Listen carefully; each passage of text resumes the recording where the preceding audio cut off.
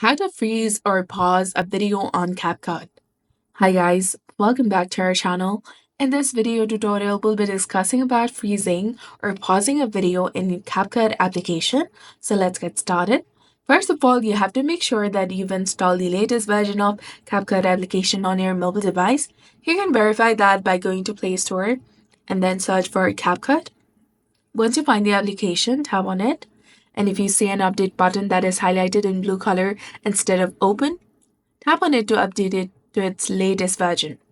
Now simply come back, launch the application, open any project in CapCut, select a video you want to freeze. Look for the option labeled as freeze. You can find it between the reverse and audio effects. Tap on it. This will add a freeze frame at the point you selected in the video. So that's how you can add a freeze frame or pause a video in CapCut. So this was all about it. If you found this guide helpful, please like, share, and subscribe. Thanks for watching. See you in the next one.